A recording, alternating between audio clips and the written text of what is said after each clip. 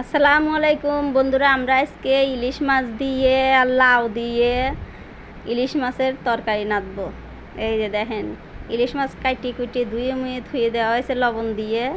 এই দেখেন, এই যে লাউ কাটা হইতেছে, দেখেন লাউটা মধ্যে দিয়ে একবারে ফাইড়িয়ে দেওয়া হয়েছে। আপনারা এই যে দেখেন, এই যে ফাইড়িয়ে দুইখান করে ফেলাইছে, দুইখান করে ফেলাইছি। আবার এই দুইখানের থেকে আবার মধ্যে দিয়ে আবার আর দুইখান বানাবো। এই দেখেন, এই যে কয় টুকরো করা হয় তাই দেখেন। এইভাবে কাটিয়ে ছুলে ভালো করে ধুয়ে আপনারা তরকারি নাই দেন, তরকারি নাই দিয়ে খায়া দেখেন কেবা লাগে। মানসি লাউ দিয়ে মুরগি না দে, গরুর গোস্ত না দে, পিসেটে খাওয়া খাইনি আমরা, হলো পিসেটে খাওয়া।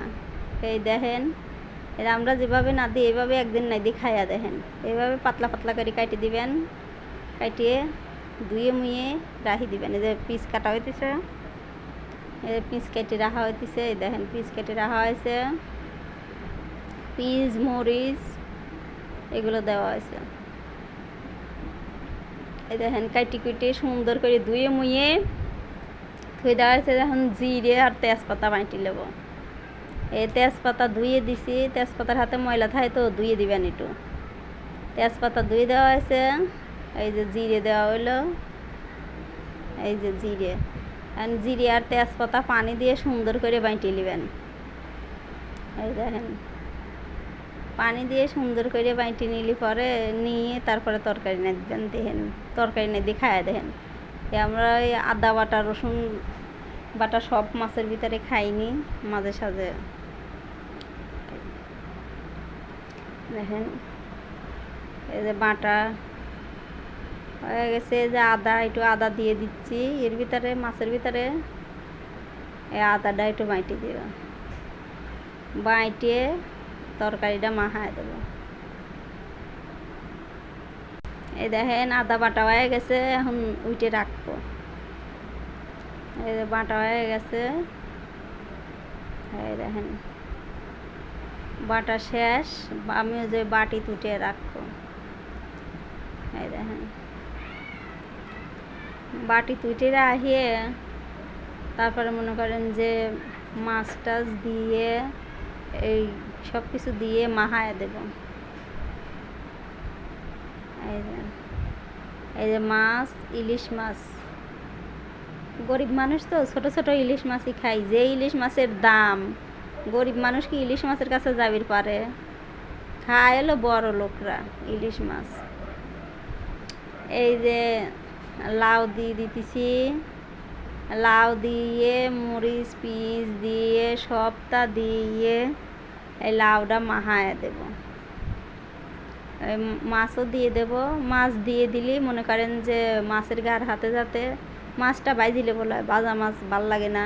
ভাজা মাছ এমনি বাদ দিয়ে খাতে স্বাদ লাগে, কিন্তু তরকারির ভিতরে বাইজি দিলে ভালো লাগে না। ইলিশ মাছ, ইলিশ মাছটা এমনি সব কিছু দিয়ে ময় মশলা দিয়ে মাহায়া উঠায় থবো। উঠায় থুই তরকারি আংছানি হলে পরে এই তরকারির ভিতরে আংছায় সেরে তারপরে জল দিয়ে দেবো।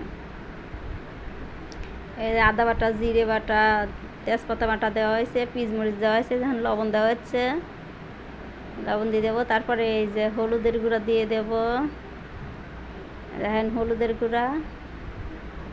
তারপরে দিয়ে দেবো ধনের গুঁড়া,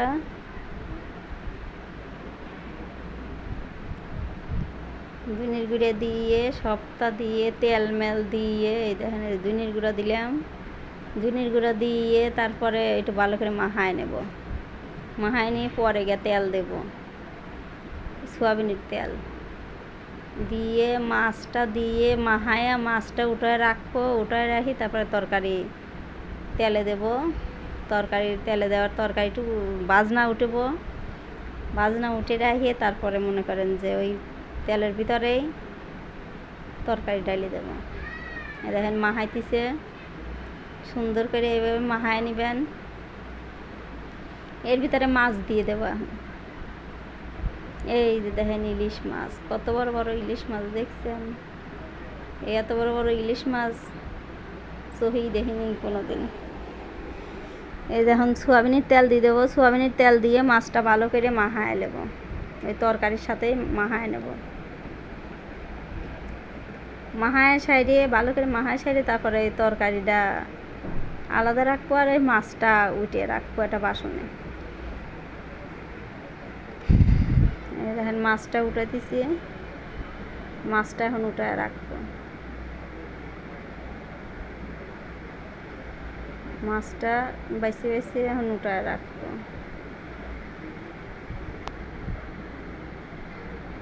দেখেন সব একসাথে হয়ে গেছে তো বাইসি বাইসি উঠে নিয়ে গেছে।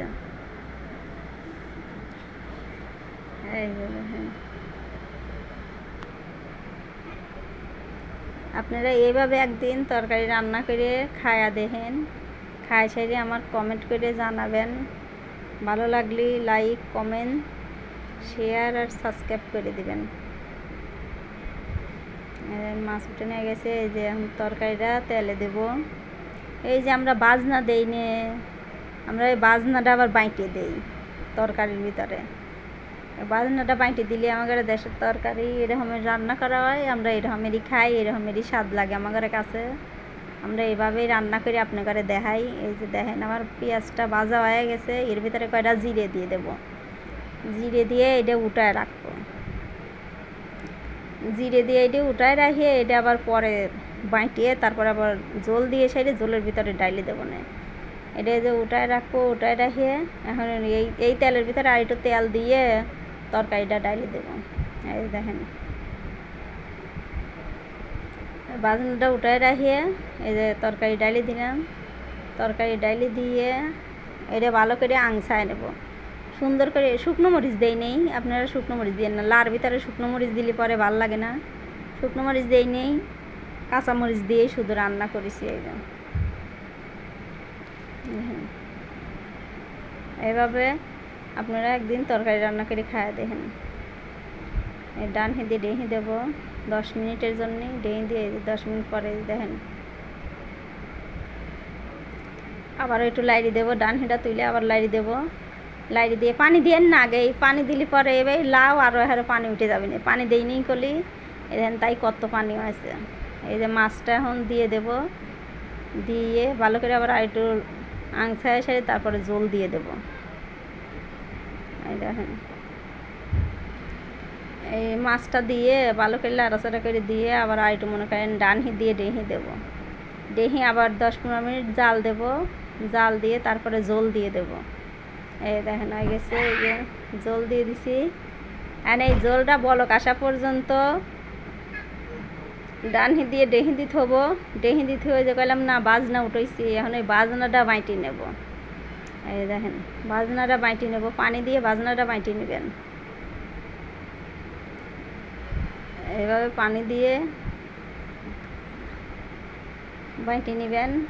বাইটে নিয়ে তারপরে আর একটু পানি দিয়ে এই বাজনাটা গুলায় দিবেন। গুলায় দেখবেন যখন দেখবেন যে জলে বলক এসে গেছে, তখন ওই জলের ভিতরে এই বাজনাটুক ডাইলি দিবেন। ডাইলি দিয়ে আর 10 মিনিট জাল দিবেন। জাল দিয়ে একটু লবণ মবন চাহিয়ে তারপরে নাবা ফেলাবেন। 10-15 মিনিট জাল দিয়ে তারপরে নাবা ফেলাবেন। এই দেখেন আমি বাজনাটা বাটতেছি। বাজনাটা বাটা হলে পরে আমি তরকারি ঝোলের ভিতরে দিয়ে দেব। এই দেখেন বাটা হয়ে গেছে, আমি এখানে যে উঠাবো। দেখেন বাটা হয়ে গেছে, আমি এখন এই বাটিতে উঠাবো। উঠাইয়া ওই একটু পানি দিয়ে বাটিছি না, ওই পানির ভিতরে দিয়ে একটু ভালো করে গুলায় দেব। গুলায় সাইডে ওই জলের ভিতরে ডাইলি দেব। দেখেন এই যে পানি দিয়ে গুলাইতেছি।